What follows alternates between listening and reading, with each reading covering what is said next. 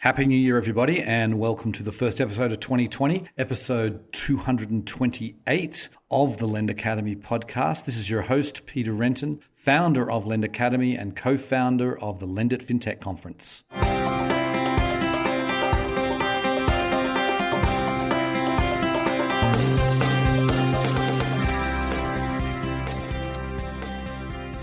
Today's episode is sponsored by Lend It Fintech USA, the world's largest fintech event dedicated to lending and digital banking. It's happening on May 13th and 14th, 2020 at the Javits Center in New York. Lending and banking are converging, and Lend It Fintech immerses you in the most important trends of the day. Meet the people who matter, learn from the experts, and get business done.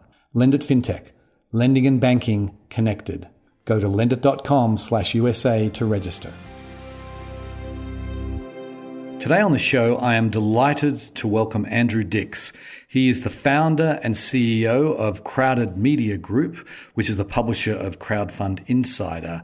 Now, Andrew's been covering this space for many, many years, and wanted to get him on the show to give a little bit of a retrospective for the first show of 2020 and also looking ahead at the coming year and the coming decade. We touch on many interesting topics here.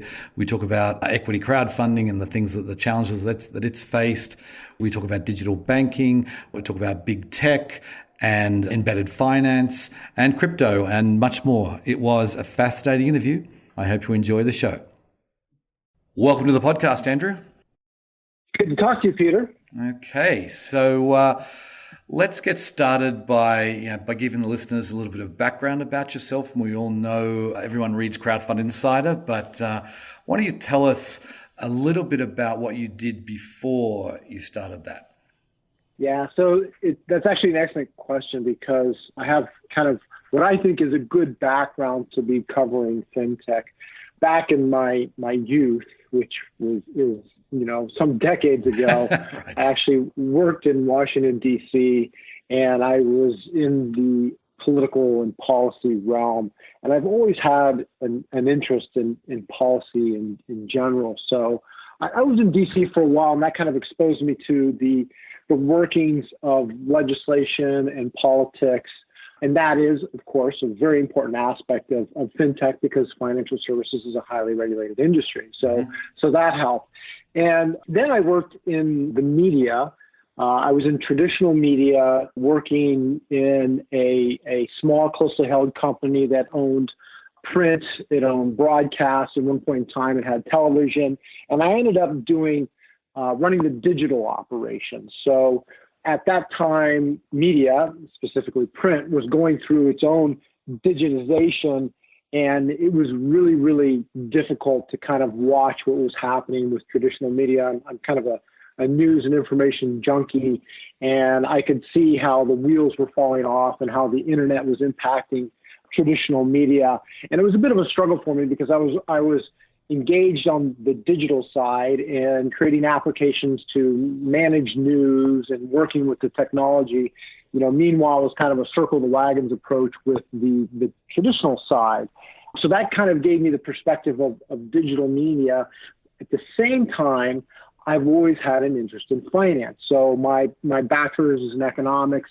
And when I had moved to the Cleveland area, which is where I'm located now, I took some classes in finance at Weatherhead because I've just always had a profound interest in finance. And so I think in a different life, I probably would have been a banker. But in this life, I ended up being a kind of a news and media guy that had a deep interest in financial services and policy. And that's kind of how it all comes together in fintech, in covering fintech. Right. So then, was there one particular thing that was the impetus to actually start Crowdfund Insider? Was there some particular aha moment? So it's another great question. There was a period in the U.S. when there was a discussion about the Jobs Act of 2012, and how this was going to transform capital formation. It would shift it from, traditional capital formation to online capital formation or crowdfunding. And I had a friend who was an investment banker, and he said, "Hey, do you know about this?" I'm like, "Yeah, kind of."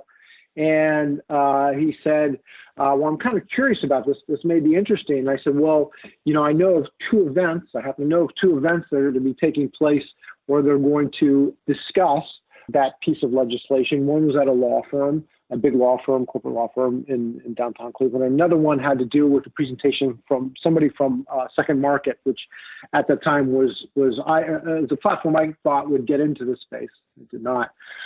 So I went to these two events, and I realized that the platform side was going to be very crowded, very competitive. But I thought to myself, gee, this would be really an interesting subject area to cover from a news side. Mm-hmm. And that was kind of the aha moment, the genesis.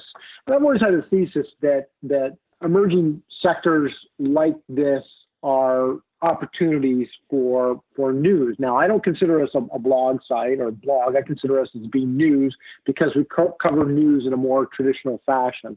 And so that was kind of the moment where I said, this is something that I want to pursue. Because I had that whole digital background, it was easy for me to, get a site up and live quickly and start doing some coverage of the sector. Mm-hmm. Mm-hmm. And so when did you go live exactly? I can't remember the exact date, but it was after the Jobs Act of 2012 was signed into law, and things take time, as we all know, and right. When it comes to financial regulation. And it was within months of that taking place, and that took place in, I think, the summer of 2012. So it was either late 2012 or 2013, right. Where we started with the first domain, which is crowdfundinsider.com. And that really had to do with the fact that there was a lot of focus on facilitating capital formation. And this act of legislation, which was hugely bipartisan because that was the Obama administration, and it got support from both the Republicans and the Democrats. And it's one of the standout acts of legislation that saw people from both sides of the aisle support. And it was kind of an exciting period, which obviously has taken a lot longer than most people expected. Mm-hmm. Yeah, I want to get into that in a little bit. But before I do so, I want to just maybe touch on one question that I think many people have, because a lot of people might not know your name, but a lot of people know your pseudonym. So why don't you tell us about what your pseudonym is and why you decided to use a pseudonym in the first place? So it's another great question. So when we started it, I hired my first employee, and most of it had to do with content creation. That's really what we needed somebody to do, and that person did that. And after running the platform for a while, we're like, well, we need to augment this. We need more content. And in traditional media, it's very common to do a staff report. And so what I would do is at night when I came home, I would do some staff reports, which is pretty easy to do. But there was a following conversation about how Google likes to see bylines. They like to see an individual's name. And so I was still at my day job at the time. And I thought, well, okay, I'll just, do a pen name for this. And I would just continue to do, a couple articles in the evening and just augment a little bit because this other person was doing a good amount of the content. So that's kind of how it came to be. And once you go down that path, it's kind of, difficult to, put that genie back in the bottle. Mm-hmm. How do you do that? And I think that over time, hopefully, my prose has improved. But I do believe that I'm at a point where I'm probably the most prolific fintech writer in the world. Mm-hmm. Mm-hmm. Yeah, I would agree with that. And so your synonym, just tell the listeners what your synonym is. Your pseudonym. So my pen name is JD Alois, and there is a reason for that name, but I've never shared it with anybody. Nobody knows why, but there is. It's a derivative of something, and it actually has to do with part of my history, my past experience, and anybody who can figure it out, I'll give them $1,000 of free advertising on the site. Okay, there's a challenge for everybody. Okay, so then you started off covering the crowdfunding space, and then you've really, the content has evolved over the years, and you now cover a much broader sort of swath of content. So tell us, has this been a conscious decision, or has this just sort of evolved naturally? What's been the evolution there? So it was definitely a conscious decision. When we first started covering the ecosystem, we focused a lot of attention on the UK. The UK was first out of the gate in creating a regulatory environment that was robust and functional for online capital formation. And that was both debt and equity. As you know well, peer-to-peer lending really got its start in the UK. Mm-hmm. They had the first really effective equity crowdfunding platforms or investment crowdfunding platforms in the UK. And so they had a head start on the US. And I looked at the UK and said, well, this is an opportunity to learn and see how they're evolving because they're ahead in the game. Over time, in the US, you had kind of the growth of the online lending sector and marketplace lending. You had Lending Club, you had Prosper, you had Funding Circle, and these platforms became more prominent. And so we started to get outreach from those platforms, and we started to pay more attention to those platforms. And there was a certain point in time, it's like, well, it's two sides of the coin. While equity can be kind of sexy, it's kind of small. While debt is not necessarily as sexy, it's huge. It's enormous. And that's the way it's been in public markets since I don't know how long. And I said, okay, this is just, it's just part of that financial stack. And really, it's, in my opinion, online capital formation was the catalyst for all of fintech, because I think that you had a lot of people that were, young, finance executives, or they're going to Wharton or someplace, and they're looking at traditional finance, and they're looking at the ways things have been facilitated in the past. And you're saying, wait a minute, with technology, I can do things differently. I can do things better. And so first you had online capital formation with debt and equity, and then everybody said, well, I can do this, I can do that.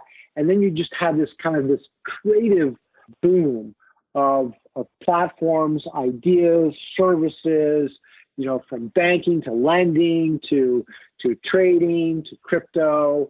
And it's really been amazing, the amount of creativity that I have seen and you have seen in the fintech sector for the full stack of all sorts of financial services. Right. So that's kind of the genesis of the site. Mm-hmm. Mm-hmm. So let's go back to equity crowdfunding. And as you say, it was. I remember I actually wrote about it as well when in 2012 when Obama signed the Jobs Act, and there was a lot of optimism. And it really. I mean, I think if we had said, well, let's look ahead in 7+ years. And no one would expect we're still it's still a very small industry. And why do you think it hasn't taken off in this country? Obviously it's taken off in the UK. I mean, Israel with our crowd, they're very active. Why has it not taken off in this country? Yeah, that's a multifaceted explanation there, because as we know, regulations in the financial services industry is Byzantine at best in the United States. Mm-hmm. Not only do you have to deal with 50 individual states and the nuances of dealing with state regulators, there are also around a dozen federal regulators that touch financial services. That's hard. If you are a startup, an early stage company that wants to challenge entrenched finance, there's a significant hurdle that is costly to compete, and that's just part of the environment here in the United States. The rules that were created under the Jobs Act of 2012 were not the best. Now, I give a lot of credit to the people that fought to get those rules done. in effect, you had three forms of investment crowdfunding. You had Reg D 506C for accredited investors. You had Reg A Plus, where you could raise up to $50 million from both accredited and non-accredited investors. And you had Reg CF, which initially you could raise up to $1 million via a funding portal or broker-dealer from both non-accredited and accredited investors. But in the infinite wisdom of our policy managers, who always seem to err on the side of investor protection, the rules have been so stringent that they actually have flipped to the opposite side. When you look at Reg CF, that regulation has been good, but it's been hobbled by the strict regime. And in fact, I think at times it's kind of like it creates an environment of negative selection, where some issuers on some platforms, they do it because they can't raise money anywhere else. And that's not what you want. You want, in my opinion, to have your smallest investors have access to the very best deals. That's what you want to create. But that's not what the regulations actually did. So it's been hobbled. You can only raise $1.7 million right now, 1.07 million right now. That's too low. There's several aspects of the rules that really need to be fixed. Reg A Plus has been a bit of a disappointment because of deal quality. It's been described as a mini IPO type structure. The cost to do a Reg A Plus is hundreds of thousands of dollars, depending on who you talk to. I think some of the issuers have not been that great. I think the clear winner in the full stack of crowdfunding exemptions is Reg D 506C, and that's basically a Reg D that you can generally solicit or advertise. I am optimistic that some of these things can be fixed and can be changed. I'm an advisor to the Association of Online Investment Platforms, and that's one of the things that group is pursuing is a regulatory fix for mainly Reg CF. And there's some people who'd like to see it raised to 20 million. Some people want to see it at 10 million. I think the lowest amount that people are advocating for is 5 million. AOIP, the association, they have asked for a 10 million cap. And that would also kind of bring it into line with what you're seeing in the UK, because under existing law in the UK, there is a prospectus requirement once you raise 8 million euros or more. And creating a prospectus is a significant undertaking. And what it does is it creates a bit of a speed bump. But under that amount, you can raise as much as you want without a prospectus.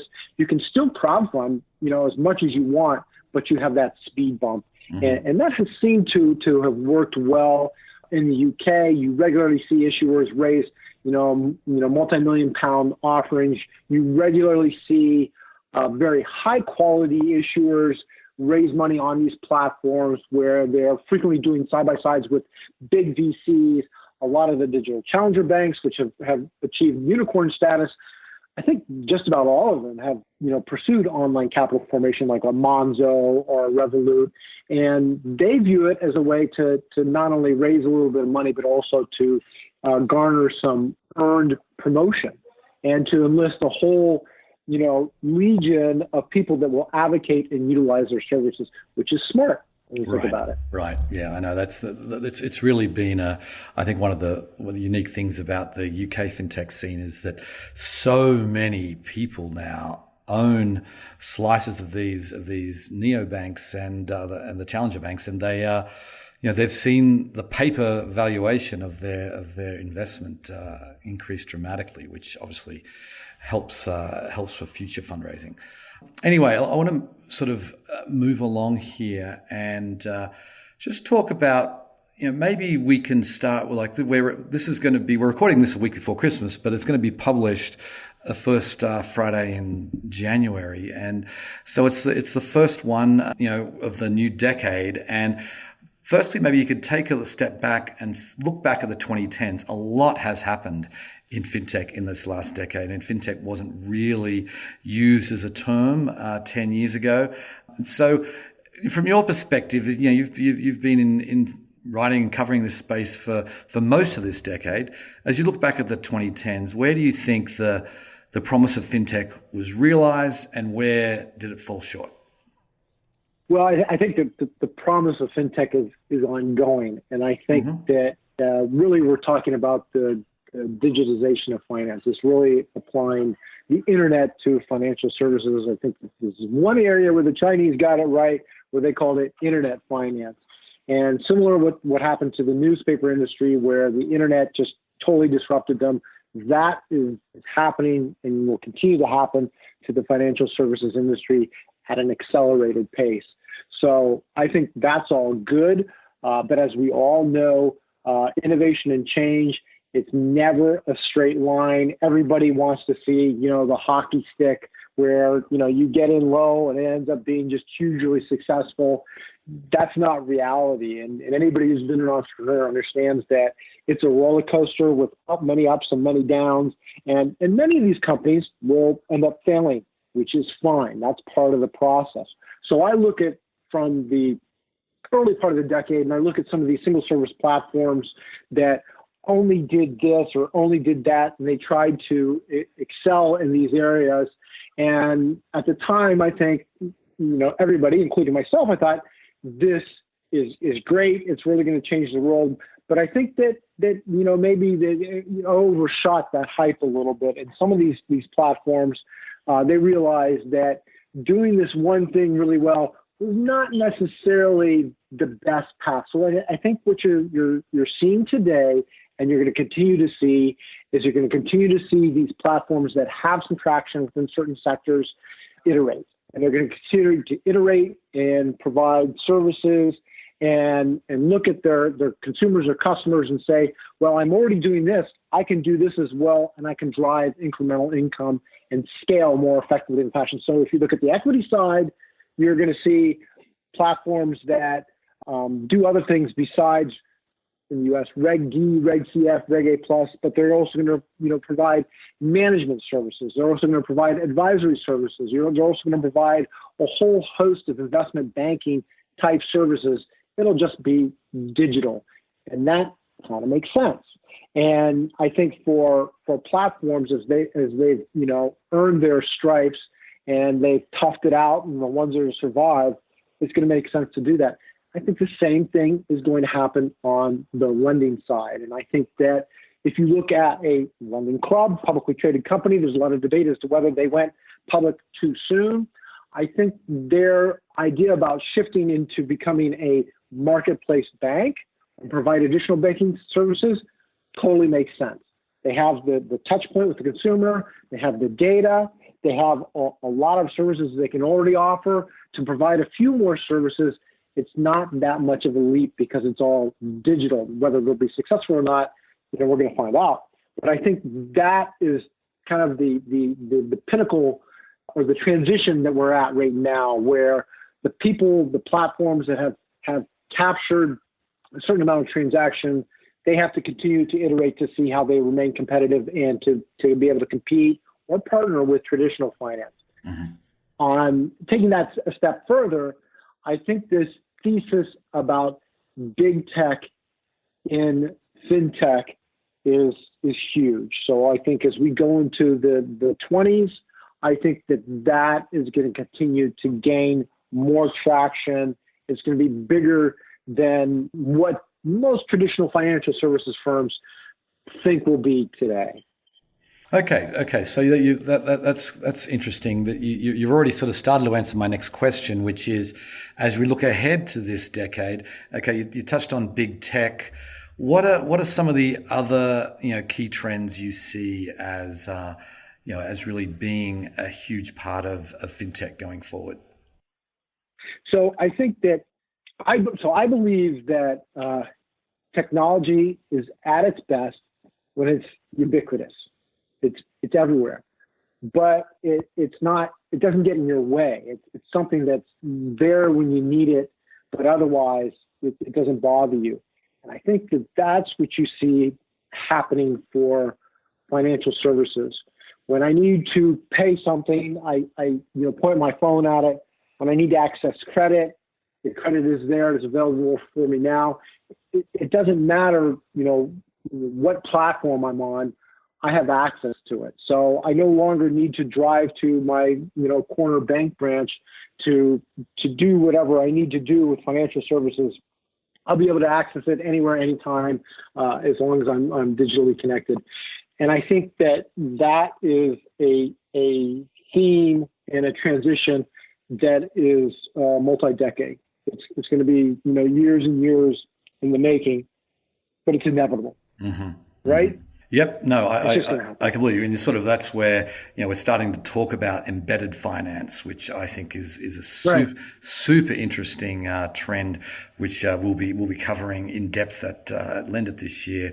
And I feel like, that's one of many. But so tell me about this then. What do you think of the digital banking space in this country specifically? We've got, some very fast growing operations here, and we've got some of the Europeans arriving. None of them have worked out how to make money yet, or very few, I shouldn't say none, few of them have. Right. What do you think? How does this digital banking story play out this coming decade, do you think?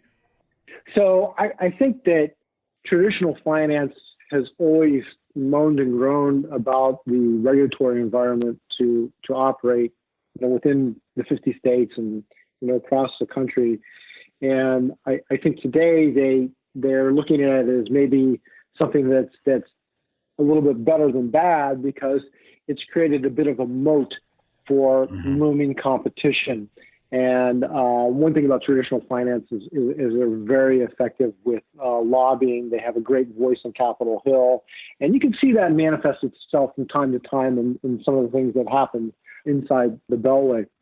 I think that for traditional finance, they're obviously attempting to innovate and adapt and change by building their own platforms, acquiring platforms, and partnering with platforms, which is absolutely what they need to do. For the emerging challengers, the fintechs, again, because of the regulations, it's been kind of a tough road to follow in the U.S. because we have, how many digital-only banks have received a federal banking charter? Well, you have Real Money, which has a provisionary charter, I believe, and they're still waiting on FDIC approval, and that process has taken God knows how many years.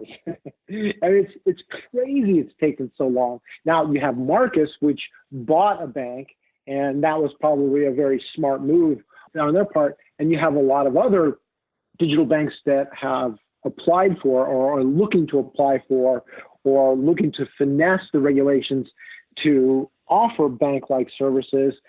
I don't think our regulatory environment was meant to make it so difficult. Yes, do these entities need to be regulated? Absolutely. Yes, do they need to be held to as high a standard as traditional finance? Absolutely. But should there be a path for these digital challenger banks to become, regulated at a national level? That's obvious. When you look at what happened in the UK and the number of challenger banks that have emerged and that are growing rapidly in leaps and bounds, that's what should be happening in the United States. Unfortunately, it's been a bit of a slow go here, and that's why you have banks like Revolut and Monzo coming into the United States to set up shop here, because they kind of cut their teeth in a different market and they've learned a lot of things. And now they're saying, well, I can just apply that here, and I'll do what everybody else is doing. I'll use regulatory arbitrage and partner with an existing charter bank to offer my services. And then maybe at some point in the future, I'll get a charger, maybe not.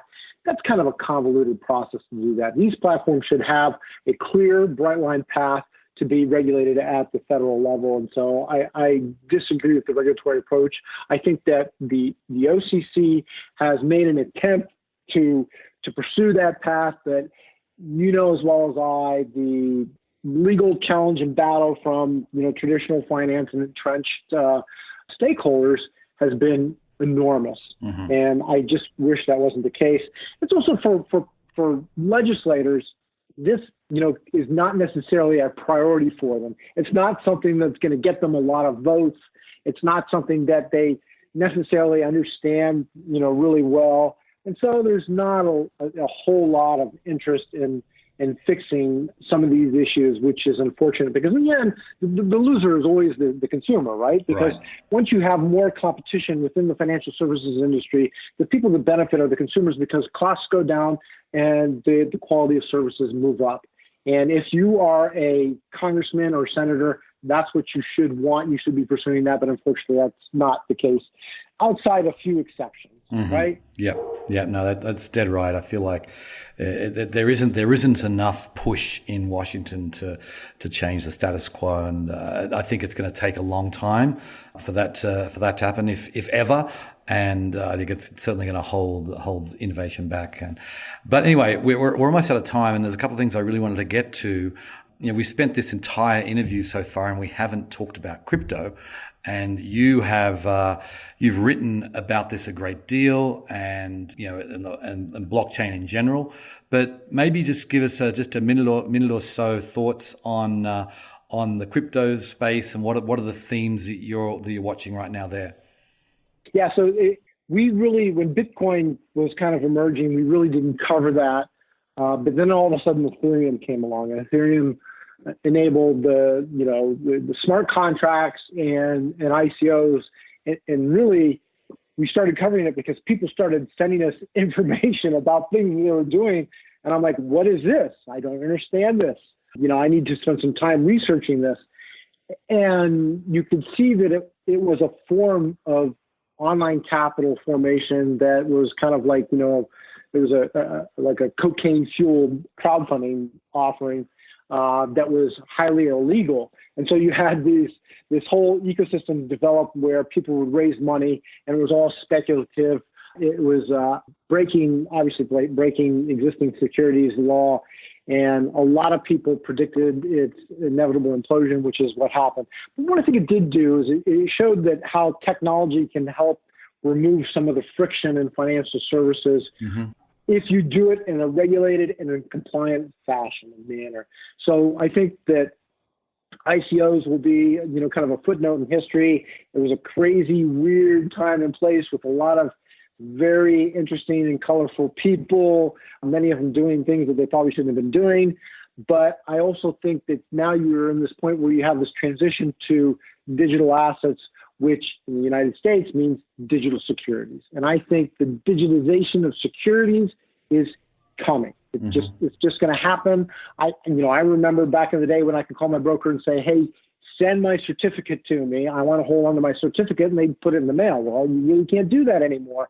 There's a lot of back office stuff that is still kind of analogish that can be pulled out of the system to drive efficiencies.